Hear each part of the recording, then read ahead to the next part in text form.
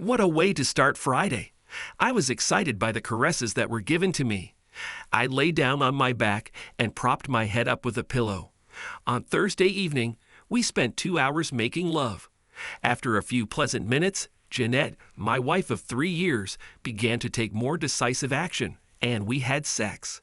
Having reached the finish line, the two of us rested in sweet bliss. Life is good. That's all you'll get until Monday.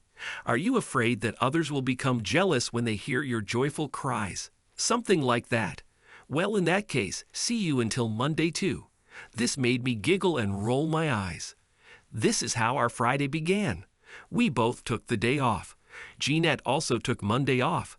My vacation was ending, so we returned on Sunday evening so I could start work on Monday. We were heading to the mountains for a weekend of skiing. Jeanette's best friend, Tatiana, and her husband, Steve, rented a house with us 5 miles from the ski resort. We did the same trip with them a year ago. Another couple will join us on Saturday. Tatiana was Jeanette's maid of honor, and vice versa, at both weddings within a month of each other. Steve is a typical high school jock who has no talent to go further. All he can seem to talk about is his glory days. I can probably match most of his home runs, game-winning baskets, and touchdown passes. For some reason, Jeanette and Tatiana were athletes in high school. They were starters on both the volleyball and basketball teams. They have similar builds, each approaching 6 slender feet tall, probably because she's heard them many more times than I have. Tatiana just stares into space as Steve tells his stories. It's not like I didn't participate in school sports. I was the starting quarterback on the junior team 3 years in a row. They don't allow high school students to play on the junior varsity team, so I devoted my efforts to college. Even though Steve has a college degree, I would never hire him. In fact, all 4 have higher education. I still need to do my dissertation, and this may delay things. According to my mentor, I should plan something in the 60-page harangue. I made a sketch, but it will burden me. This is probably how it should be. The presence of a master says something to employers. Don't forget to bring your golf clubs so we have room for groceries. Yes, sir. Anything else, sir? Cute, just do it. I headed to the garage. As the garage door slid up, a light flickered under my car. Since I changed the oil yesterday, I decided to check it. I grabbed the folded tarp, threw it open, and threw it onto the concrete floor. Kneeling down, I saw a few drops under the oil pan. Poking my finger at it, I had no doubt that it was oil. How difficult is it to make sure the oil drain plug is tight? Apparently much tougher than I thought. Slipping out from under the car, I grabbed my set of sockets and moved within striking distance. Sure enough, I tightened the bolt about half a turn. Now it is cozy here. Crap, I forgot the paper towel. One more time, back and forth, and the problem was fixed. I put the tarp back and went into the house to wash my hands. Are you ready to go? Almost. Let me wash my face first. What have you gotten yourself into? They didn't make an oil pan bolt. They can be cheap, but we need to monitor their work. Hurry up, otherwise we'll be late. Yes, sir. This earned me a stern look, complete with pursed lips.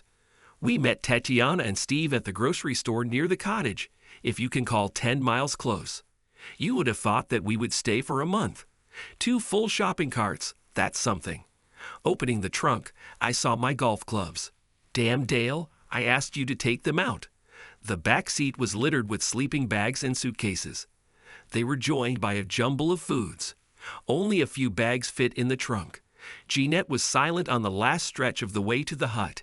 Having reached the hut, we began to empty the cars. I started in our back seat. After several trips, Tatiana and I returned to the cars. We walked past Jeanette and Steve with our hands full. Tatiana grabbed the last bag of groceries from the car. I heard her trunk slam shut. I fell a little behind Tatiana as she walked to my car. My trunk was open and 2 bags were left there. In the distance, we heard a very loud explosion. Tatiana and I looked at the mountain and saw the beginning of a small avalanche. I've seen this happen twice already. They fall in a cascade for about 10 seconds and then stop. This time, everything was different. What started out as something about 20 feet across has now expanded to several hundred feet. You could hear him approaching, like a train approaching. Crap, he's heading towards us, in the car. Slamming the trunk, I jumped into the driver's seat, and Tatiana slid into the passenger seat of my car. The approaching noise was frightening. We both watched in horror as the snowy mountain approached. Prepare for impact. I buried my head in the steering wheel. Tatiana pulled up her knees and curled up into a ball. The impact pushed my car like a puck on ice. A minute later, we crashed into something hard. I suspect it was only a few seconds, but I feared for my life. At some point, I heard Tatiana scream, like a teenager on a roller coaster coming down from the first drop. It felt like my chest was about to explode. My heart rate must have gone over 100. I had a headache. It was completely dark. I'm alive. Are you okay, Tatiana? I think I'm okay. I have a bit of a headache. It feels like we're tilted. I agree. Your side is higher than mine. I found the switch and turned it on. Let there be light. You have blood right above your right eye, Tatiana said worriedly. Check me. Beautiful hair, slender, sweet smile. What exactly should I check? Giggling. I understand that I'm not bleeding. Well, not where I see, I winked. Tatiana blushed. We sat in silence for several minutes. I tried to open the door, but we were pressed tightly. A large dark area without snow was visible next to the front right wheel. The lighting wasn't very good, but it looked like there were some very large trees making a roof over our heads. If we could tap into this hole, we would have enough oxygen to survive for several days. We would have to make sure to run the fan to circulate the carbon dioxide. It's not the lack of oxygen that kills you. We would have to make sure to run the fan to circulate the carbon dioxide. It's not the lack of oxygen that kills you. It's the CO2 reaching lethal levels. Did you happen to take the last bag of groceries with you? Tatiana shook her head negatively and asked, What do you think Steve and Jeanette survived? I don't know. I have never seen what happens to houses when an avalanche of this size hits them. My heart sank. What if Jeanette doesn't survive? My eyes got misty and I wiped a few years. It looks like Tatiana did the same. I think we haven't quite survived yet either, have we? Not until we breathe in some sun-warmed air. I wonder if anyone will understand that we are buried. I pressed the horn. It worked. At least we have a way to signal the rescuers. Every hour or so, or when we hear activity, we can beep. After an hour of almost complete silence, Tatiana announced, I don't want to die. Agree. I didn't know that today was my last day on Earth. Even though we don't have a phone connection, I'm going to scribble down some texts telling those I love how much I love them. What a wonderful idea. It's a pity that I don't have my phone with me. I would do the same. You can use my phone. I typed for about 10 minutes before emotions overtook me. Handing the phone to Tatiana, she experienced the same feelings. For the next 2 hours, we passed the phone to each other. Each of us wrote several messages from the afterlife. We didn't hear anything. The battery seemed to hold up well, and we turned off the dome light when we rested. I'm a little cold. Tatiana was alarmed. It's a pity we didn't empty the trunk first. The sleeping bags were still on the back seat. There is a way to get into the trunk by lowering the rear seats. I have winter gloves and a raincoat. I think I have windbreakers. Climbing into the back seat, I felt for the latch. It worked. Using my cell phone for light, I stuck my head into the trunk. A minute later, we were already wearing gloves, hats, coats, and raincoats. More, I grabbed the last 2 bags of groceries. Yummy celery sticks, frozen cauliflower, and potato chips were the highlights. We weren't going to starve. Remembering that I had a couple of energy drinks in my golf bag, I took them out of the trunk. I couldn't help but burst out laughing when I saw Tatiana in a golf suit. Warmer. Yes, it really helps. Can I offer you a stick of celery? If you do not mind. I'll make an exception for you. I stretched out in the back seat and put on the remaining golf suit. Tatiana lowered the passenger seat as low as possible. It's a pity that we don't have a blanket, said Tatiana. Hey, I have these tiny towels that I use to wipe down my clubs. We can cover our faces with them. We could pull up the rugs. It's not much, but it can help. That's what we did. We each took one.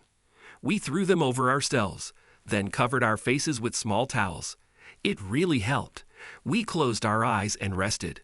When I woke up, I realized that I had slept for 2 hours. Tatiana purred, as women like to describe their snoring.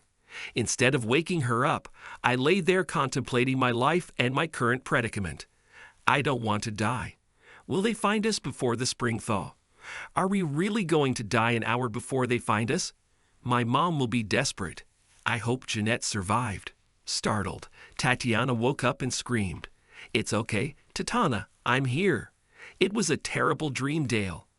I saw our skeletons in the car.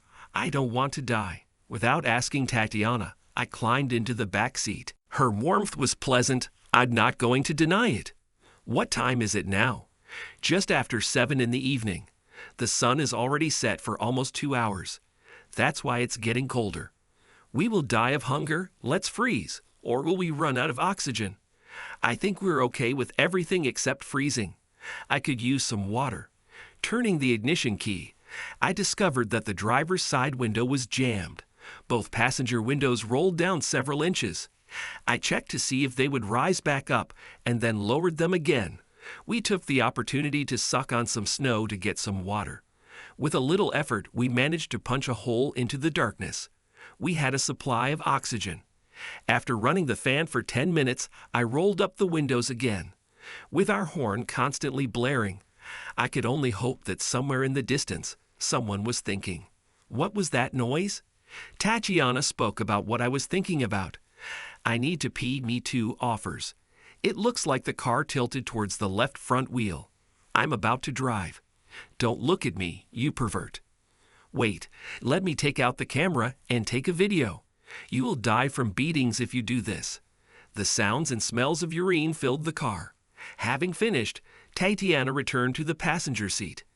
I unkindly took my place in the driver's seat. I emptied my bladder, turned the key, and the windows slid down. Since the window was down, I turned on the fan. After bemoaning our predicament, we tried to settle in for the evening. After lying motionless for about 30 minutes, Tatiana asked, "Will you behave?" Do you want me to do this? What I want and what I know that I must do at a given moment in time are two completely different things. I think you should hug me because I don't want to be accused of poking you all night long. Tatiana climbed into the back seat, leaned against the back and pulled me towards her. Press closer to me, I'm freezing. Having covered us with rugs, Tatiana put her right hand on my chest, pulling me closer. The warmth of her body was too pleasant. If her hand had moved lower, my discomfort would have been revealed. With our faces covered in golf towels, sleep eventually overtook us. I didn't know how long we slept, but Tatiana pushed me away.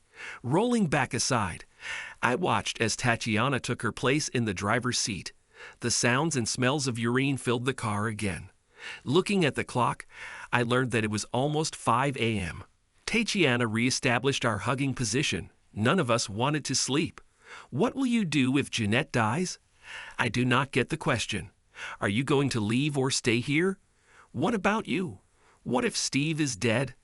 I'll probably move to live with my parents until I recover from grief. How much time do we have? About a week, I chuckled. We have plenty of water and probably enough food for another 3 to 4 days. It's hard to tell if we have enough oxygen. Is probably enough food for another 3 to 4 days. It's hard to tell if we have enough oxygen. Is someone really looking for us? Since this is the highway department, I hope so. I snuggle up to Tatiana again. Her hand slid under my shirt. The warm touch of flesh on flesh was pleasant. We talked for several hours about everything and nothing. After eating a few potato chips and finishing off the celery, we got comfortable and soon fell asleep. When I woke up, I lay motionless. Tatiana purred quietly. I looked at my watch. It was approaching 5 in the evening. And then I heard a dull thud, barely audible. Tatiana, I heard something. I started beeping 3 short beeps, 3 long beeps, and 3 short beeps. Tatiana hummed quietly, please, please, please. We were silent for a minute, and then we both heard a knock. I repeated SOS.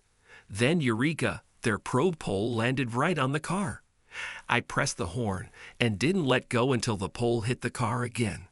Even if you know you will be rescued, the longer it took, the more worried I became. Why so long? Tatiana pressed herself against me as I leaned over the driver's seat. From time to time, another probe would hit the car. Then we heard voices. Almost there. Hang in there. The sound of metal on metal has never felt so good. I pressed the horn again. The light of a miner's lantern broke through the snow. An elderly guy, bundled up, grinned at us. He cleared snow from the driver's door. I tried to open it, but the snow was still in the way.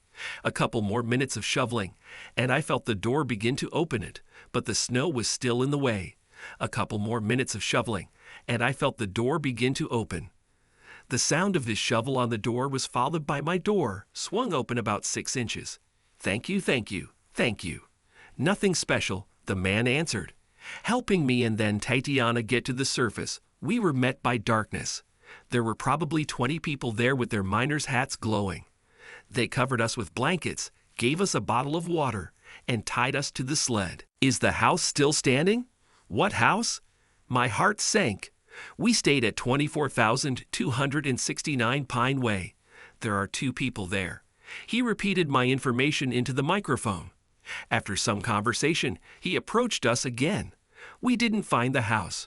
It's too dark now, but we'll be back in the morning. Let's take you both to the hospital.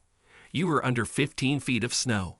We heard your car horn this afternoon, so we're working late into the night. Ready? Tatiana clung to me, wrapping both arms around my waist, and we were dragged to the ambulance. A warm ride later, we ended up in the emergency room and attracted a lot of attention. I had to put 2 stitches in the wound above my right eyebrow. Such was the extent of our injuries. There was no sign that hypothermia had reached a critical level. Despite this, we still spent the night in the hospital receiving fluids and slowly getting our body temperature back to normal. In the morning, Tatiana was released first, but she was waiting for me. I talked to the ambulance workers. They found a hut, and there are signs of life there. My heart sang. I picked up Tatiana and turned her around. She leaned over and kissed me on the cheek. For what? Because you are a true gentleman. You were so calm. I don't know if I could have done it myself. I know things would be different with Steve. He would be completely lost. So thanks again. You're welcome, and thank you too. You kept your cool, which only helped me. Who is responsible for the rescue? I found this guy in the cafeteria. I think they set up a command center there. Let's go. The next 2 hours were brutal. Not a word from the search party. It was about 12:30 when we received the news. From the person in charge, 2 people survived. We needed to engage heavy equipment as the walls collapsed. It was about 12:30 when we received the news from the person in charge. 2 people survived. We needed to engage heavy equipment as the walls collapsed.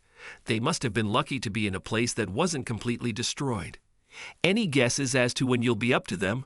You'll get there. It's too early to say. I felt dizzy.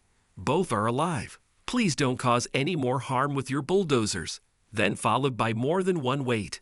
A couple of hours later, we heard his message. Both got out safely. They'll be here in 30 minutes. My eyes filled with tears. Thank you. Tatiana and I hugged again. I emptied my cell phone, telling all my relatives what had happened. Nobody had the slightest idea. Everyone knew that we were skanking and did not connect the avalanche with our trip. Now everyone was excited. I met Jeanette Stretcher and Tatiana did the same with Steve. Both were filled with tears of reunion. Only after lunch were we allowed into their rooms. We spent the first 10 minutes clinging to each other and whispering, "I love you." "Hi, baby, how was your weekend?" We spent the first 10 minutes clinging to each other and whispering, "I love you." "Hi, baby. How was your weekend?" "A lot of snow. Yours?" Yes, there were a few snowflakes there. Her giggles were music to my ears. Her kisses were warm and her hugs were divine. Tatiana and I managed to get into my car before it crashed. How did you 2 survive? Pure luck. We heard a loud roar and then boom, chaos ensued. We were just setting things up in the kitchen when it hit. I thought I had died, But when the noise stopped, I realized that I had survived. It was pitch black, and I could hear Steve moaning. We had about 3 feet of space. We stood still for about 10 by 20. That's luck. Did you have food or blankets? A few apples and a rug on the floor. I thought that we would lose our life from hunger if we didn't freeze first. All we had were back parkas and a carpet. Any injuries? I have a lot of small cuts and scratches. Steve twisted his ankle badly. How long will they keep you? At least for the night. Our body temperature is dangerously low. One nurse said it was unlikely we would have survived another night. I kissed and hugged Jeanette. The visitors were asked to leave. Well, get a good night's sleep. I'll go home and take your car. I'll take your clothes and bring you a new set. Jeanette nodded her head affirmatively, but then, almost in a panic, she begged, Dale, just leave them. I don't want to remind you of this. I'll throw them away. Her hands reached for the bag I was holding. Really, Jeanette, it's not a problem. You will never remember that these were your clothes. Everything is practically new, I understand.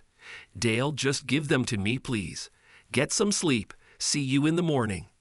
Dale, give me this damn it bag. Jeanette, you're all worked up. Get some sleep. See you in the morning. I think if she could get up, she would attack me strange. I was waiting for Tatiana, and sure enough, the elevator took her to the lobby. How is he? Big child. I swear he doesn't tolerate anything unpredictable. How is Jeanette? I think it's pretty good.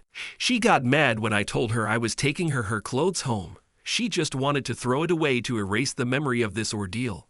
Different strokes for different people seems really weird. It looked like she didn't want me to see. I agree, and you? What have I done? Left your clothes? No. Everything is here in the bag. Can I? Tatiana glanced furtively. Their faces immediately changed. Her eyes were wild. What a bastard they had sex. Look at her pants. They're damn sticky. There's a lot more than one time here. I'm going to kill him. Tatiana dropped her bag and headed towards the stairs. The door slammed behind her. I stood stunned.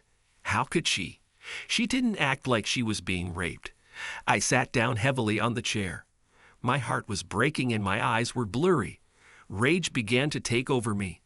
10 minutes later, security escorted Tatiana back to the lobby. One of the guards stood 10 feet away from her and warned her to behave decently. Otherwise, he would throw her mother out. He said they thought they were going to die. He didn't tell me how many times. Several, he answered. We also thought about my life. What the heck? I wanted to crash into something. I could never remember being so angry. After a moment of silence, tears began to flow down our cheeks.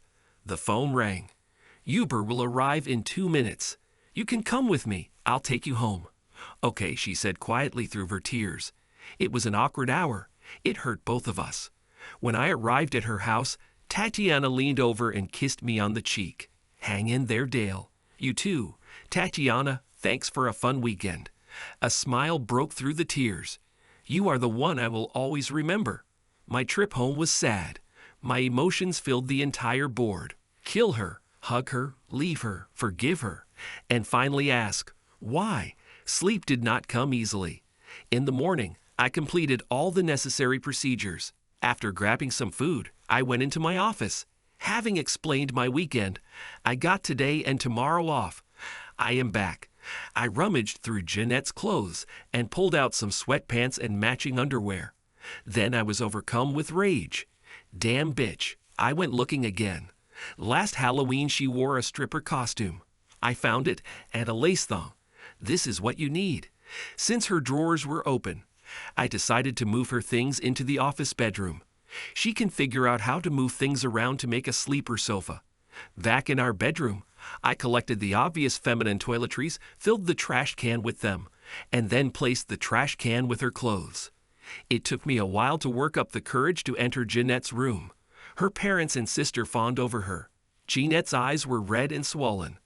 After hugging and kissing my relatives, I stared at Jeanette, mourning.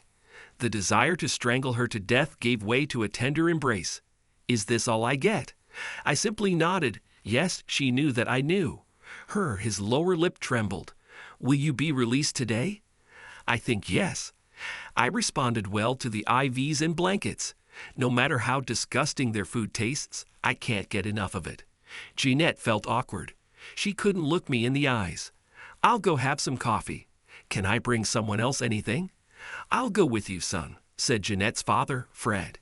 As soon as we were in the cafeteria, he looked into my eyes. What's going on, Dale? I thought you both must be in love with each other after the ordeal you went through. Fred, I just want to confirm that our house is not so rosy. I'll let Jeanette tell you her side. Sounds bad. This is true. I do not know what to do. We brought a tray full of coffee cups and donuts into the room. Jeanette wiped away her tears. After the tray was eaten, Fred gathered his group and left. Before Jeanette and I could talk, her doctor came in and told her to get ready, as she was ready to go home. Jeanette took the bag of clothes I brought and went to the bathroom. It didn't take long. Do you want me to wear this? You act like a slut, dress like a slut. I thought we agreed not to have sex until Monday. Of course, we also made several vows that were crushed by the avalanche. Her face scrunched up, and she collapsed into the bathroom. She cried for about 30 minutes. Jeanette wore this costume when she came out. Cher cracked in a voice. Are you happy now? Not even clothes. Let's go. A nurse arrived with a wheelchair. Her face showed genuine amazement. I got out to drive the car to the entrance. Everyone stared at Jeanette as she climbed out of the wheelchair and headed towards the passenger door. I didn't bother going out to help her. The ride continued in silence for about 5 minutes. We thought about my life, Dale. We too, but we didn't ruin life. This brought tears again, silence again. What will happen now? Your things are in the office. The rest of the way she just sobbed quietly. When we arrived at the house, she gathered her courage and muttered, I feel bad. Me too. My car was totaled, and I began the process of getting my insurance company involved. I took my temporary car. On the way home, I realized that being around Jeanette right now is not what I like. I sent her a message, don't wait, I'm not home. Her response was quick, please come home, Dale. We can't solve anything if we don't talk. Too early, I spent the evening at a sports bar watching college basketball and NHL hockey. It seems that deceived husbands must publish definite smells. A few hours later, the waitress asked me if I was coping with my wife's infidelity. She warned me that I couldn't drink away my problems. Yes, I agreed. Jeanette was waiting for me when I stumbled in around 1:30 a.m. I was worried about you. My indistinct answer was something like, but I'd not. Pushing away her attempts to hug and kiss me, I closed the bedroom door and dived into the middle of the bed. In the morning, Jeanette left a note saying that she was at work and that she loved me. I couldn't hang around the house because there were too many good memories that only fueled my rage. I showed up around noon and worked until 9. Are you coming home today? The supper is ready. Too early. Stopping for something to eat, I rolled in around 10 p.m. I had to work again in the morning and couldn't afford a hangover. Jeanette was curled up on the couch in her sweatpants. For the first time since Monday, her eyes weren't red and puffy. We need to talk. Please don't fence yourself off from me. What is there to talk about? You thought you were going to die, so you tried to fuck each other to death. You do not understand. What don't I understand? Tatiana and I talked for a long time about death. Our communication was verbal, not sexual. We had the same problems as you. Are we really? Let's freeze to death. Will we die of hunger? Will they find our skeletons in the spring when the snow melts? However, unlike you, we wondered if each of you survived. How were your concerns different? Tears appeared again. They weren't there. We were talking about you guys. And then you decided that we were most likely dead. Let's have sex. Dale, no, it wasn't like that at all. So why? I don't know. I guess I was weak and scared. I'm not as strong as you. Are you going to divorce me? I don't want a divorce. I really do not know. I get goosebumps when I'm near you. The pain of betrayal is too strong. Can I at least hug you? Opening my arms, Jeanette wasted no time in crushing my ribs. Her sobs continued for several minutes before our embrace was broken. Good night, Jeanette. See you tomorrow. Good night, Dale. I love you. This was the first time I had to deal with betrayal. If I had gone through this once or twice in high school or college, I would have learned that there is a tomorrow. Right now, I wasn't sure. I just couldn't figure out how supposed love gave way to lust. For the next few weeks, we lived in a cul-de-sac. It's a pity that I don't have Tatiana's phone number. Is she really divorcing Steve? If so, will she leave? Have you talked to Tatiana? Not since she burst into my room on Monday morning. I will never contact her again. She wasn't very kind. Her tongue was very rough. She praised you for being a gentleman and her hero. She told me that you know everything. That's why I cried when you showed up. Did you tell your parents? Fred immediately suspected something. Not really. I hoped we could get through this. The way things are going, that's unlikely, isn't it? I thought our flame was hot, but you put it out. I just don't feel right around you. Something inside me died. Let's see how next month will go, and then I'll decide. Jeanette's eyes sparkled with tears. My soul was dead. I didn't feel anything. More 4 weeks, and I was still emotionally dead. Next to Jeanette's eyes sparkled with tears. My soul was dead. I didn't feel anything. More 4 weeks, and I was still emotionally dead next to Jeanette. Jeanette, where are we? Can you give me one reason why we shouldn't break up? Because you are abandoning us. I did something I will always regret, but it wasn't planned. It just happened. I call it bullshit. Nothing happens just like that. It happened because you wanted it.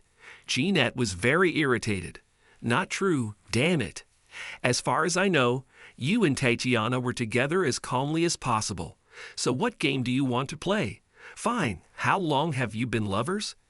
I bet it was great meeting Steve again, wasn't it? This may have been Steve's first time, but I wonder how many others there have been. Jeanette pulled her knees to her chest and curled into a ball. Each of my accusations was like a slap in the face for her. Did you use our bedroom or just motels? No matter what you did, you managed to keep me in the dark. Here you go. Are you happy now? Sorry, Dale, I shouldn't have said that. No others. There have never been others. It was just a terrible decision on my part, and only when we were trapped. Please, can't we try to move past this? One thing I can tell you for sure, Jeanette, you just sealed our fate. I wanted a woman strong enough to resist. Now I know that you will always think of me as a fraud, and I'll always have to deal with the question of whether you found another set of circumstances that caused you to cheat again. I'm too young for this kind of life. I'm filing for divorce. My God. No, please, Dale. I don't want to lose you. Jeanette, I have to move on. My skin no longer breaks out in goosebumps when I'm around you. The only feeling that remains is pain. I have to move on. My skin no longer breaks out in goosebumps when I'm around you. The only feeling that remains is pain. You couldn't drive the knife deeper into my heart. I am going to instruct my lawyer to file a petition for divorce. You will be served here. There is no need to make this public. Jeanette's eyes were wet and her voice cracked. I'm really afraid. I won't dispute this. What will happen to our house? I think we need to sell it. I don't want it, and I doubt you can afford it. With a muffled answer, okay. 2 days later, Jeanette was served at home. This was fair, since we didn't have much to share. I will have to pay a nominal amount of child support for 2 years. Since this was uncontested, the divorce was granted in less than 90 days. Jeanette tried her best to get me to soften, but I couldn't, and maybe I didn't want to. I moved out shortly after submitting my documents. As predicted, since Jeanette couldn't afford the mortgage, the house was sold, and what little was left was divided in half. First, Jeanette went to her parents. She moved a few months later, but I don't know where she moved. When I think about her, I get angry and sad again. Taking revenge on Steve was tempting, but it wasn't worth it. If I have Haskell, then I will avoid me, since I can change your opinion about revenge. While the divorce process was going on, some of my longtime friends did everything they could to set me up with available ladies. Although I went on a few dates, I was emotionally dead. The thought of starting a relationship landed with a thud. Is this something I have to look forward to? 5 months have passed since the avalanche. After attending several by invitation-only job fairs, I received 2 very attractive offers. I loved my current job, but it really couldn't compete with these offers. They told me this when I shared my suggestions with them. I got a position on the West Coast, near Palo Alto. My things fit comfortably in the car. My new apartment was no more lonely than the previous one. And that wasn't any better either. I needed a personal life that included women. I no longer knew what I wanted from life. On one of these evenings, I remembered all those text messages that I had composed. Reading them warmed my soul. Telling those you love how much they mean to you was uplifting. I decided that I had to start living the life of a single person. I felt like I was spying or reading someone's diary. One by one, I read the texts that Tatiana composed. She was much more talented in her creativity. When I read her letter to my mother, my heart began to beat wildly. I may not have married the man of my dreams, but at least I will die in his arms. Jeanette is so lucky. I had to find a way to contact Tatiana. Jeanette's phone number no longer worked. I decided that it would be cruel to ask her to do this anyway. Remembering conversations with Tatiana while waiting for our rescue, I thought that I knew what city their parents lived in. One of the photo albums I picked up had photos of our wedding along with a newsletter. This gave me Tatiana's maiden name. It didn't take long to find the parents. I left a message to her mother to call me. Dale, Tatiana, is this really you? How are you? Dale, I'm so glad you called. I missed you so much. I'm great. What's going on in your world? I got my master's degree and got a job on the West Coast. I've only been here for a month. Is Jeanette with you? No, I just couldn't get past it. We have been divorced for several months now. What about you? Still with Steve? No, same as you. We lived together for a couple of months, but it was too hard for me. God, I'm so glad you called. What led to this? Last week, I was throwing another pity party for myself, and I found those lyrics that we wrote when we thought about my life.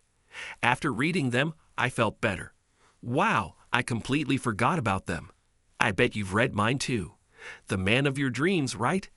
I never knew. She was my best friend. Best friends never let such things be known. So where are you now? In Chicago, you said on the West Coast. Where? In Palo Alto. We have an office in San Jose. How close is it? Palo Alto is about 20 miles from San Jose, the airport I usually use. Maybe I can convince the boss to let me visit this office. Or maybe I should think about visiting the Windy City. Really, Dale? It would be so nice to see you. I won't do anything this weekend. I know well where the airport is, so I can pick you up. How about we check the flights for Friday evening? Can you find me a place to stay? Yeah, let me work on that. Well, I didn't want any problems with your guys. I'll deal with them. Are you sure your girlfriends will let you go? Just like you, I will deal with them. If things get worse, I'll bring a few with me. Great idea. They can entertain my boys while you and I play checkers. I like your sense of humor, Tatiana, and that's just one of the many things I love about you, Dale. We talked for more than 90 minutes. It was so nice to hear her voice again. So many good memories came flooding back. It was all I could do to not think about Jeanette. But I managed. On Friday, I went to work early and left around 11 a.m. Arriving in Chicago, I sent Tatiana a message that I was heading to a passenger pickup truck. Dale here. I picked Tatiana up and spun her around as we hugged. I received the warmest kiss this year. Glad you were able to come. Hungry? Yes, I guess I need to eat. Take me to your favorite place. Let's go. Do you want to get behind the wheel? Not really. You can take the driver's seat just in case you need to relieve yourself. Giggling, can you believe what we had to do? I remembered this test so many times. It was something. After a wonderful dinner at the Texas Roadhouse, Tatiana drove back to the highway. My heart slowed a little as she pulled into the Holiday Inn parking lot. Usually my out-of-town guests stay here. I have other plans for you, she said with a sparkle in her eyes. It won't hurt, right? Only if you resist. I'm not gonna give up. As soon as we found ourselves in Tatiana's apartment, she threw herself into my arms, kissed me. Slow kisses gave way to intense ones. My hands wandered, but much slower than Tatiana's. We slowly helped each other undress. Tatiana pulled my head to her chest. I didn't need any further instructions. We had a lot of sex that night. At first, everything happened quickly. We didn't have partners for a long time. The first round was followed by the second and third. We couldn't get enough of each other, giving each other pleasure. We fell asleep satisfied, and after a little rest, we loved each other again. I heard the sound of the shower running as the sunlight warmed my face. Standing naked and drying her hair with a towel, Tatiana greeted me. "Good morning, my love. Did you enjoy it last night? Was it a dream or reality?" I had both. You lasted much longer in my dreams. I stuck my tongue out at her. "Get your ass out of bed. We have a whole day ahead of us." It was a wonderful weekend. I must have reached the finish line 10 times. On Sunday evening we parted, having previously agreed that Tatiana would fly to San Jose in 2 weeks. When my turn to have fun came to an end, I realized that I was falling in love with Tatiana. Her face when we parted told me that she might be experiencing the same feelings. I received confirmation in the middle of the week. "Good evening, Tatiana. How is work going this week?" "Very good, Dale. That's why I'm calling you." They have an opening in their San Jose office. I checked and qualified. I have strong feelings for you, but if you don't feel the same, then I'll back off. And if I say, "I think I'm falling in love with you," will it help you make a decision? Yes, yes, yes, yes. This will help, or yes. Will you still think about changing jobs? Smart ass. Yes, I love you and I'm going to take this job. We talked for hours. I was tasked with finding a suitable apartment for us within a reasonable distance from her office, airport, and my office. As soon as she was approved for this position, her suitcases were packed. It's only been 6 weeks since she called me back. Sometimes life moves at the speed of an avalanche. We were in no hurry. We both had deep-rooted relationship anxiety issues. Although we had a few screams, we always managed to kiss and cuddle before bed. I work with a lot of young women, and this worries Tatiana. She travels with men, and it bothers me. It was during one of our conversations 10 months after we started living together that we came to an understanding. "I'm very sorry, Tatiana. I acted like an ass. If you can keep your vows when circumstances force you to sleep with the man of your dreams, then I have nothing to worry about when you're on the road. I don't trust men, so please avoid situations that put you at risk. Listen to me, Dale. I was unfairly petty when I said you work with all these women. You proved to me in the avalanche that you can be trusted. I may not trust the women you work with, but I am convinced that I can trust you." We looked at each other in silence for a minute, then I dropped to one knee. "I don't have a ring or anything because it happened pretty quickly, but would you like to die in this person's arms or in your dreams?" Pushing me back onto my back, then pressing his chest against me. "Will I die quickly, or what's on your mind?" "A very slow death, 50 or 60 years of torment. Sign me up for the company." We enjoyed a small wedding ceremony in San Jose, and then a honeymoon as far away from the snow as possible. We never skied again, and we have no desire to. Our careers became our children, but 8 years later we expanded our family when Sarah was born. She looks like her mother. Her sister Maggie came along 2 years later, and it will be a little more difficult for her, as she is very similar to me. And it will be a little more difficult for her, as she is very similar to me. We learned through social media that Steve had remarried and fathered a child. We also learned that Jeanette moved to Maryland and has 2 children. Neither Steve nor Jeanette attempted to contact us, nor did we contact them. This relationship was buried under an avalanche. Thanks to everyone who took the time to listen to today's stories. If you enjoyed it, please consider liking and subscribing if you haven't already. Feel free to share your thoughts on the events in the comments below. Take care.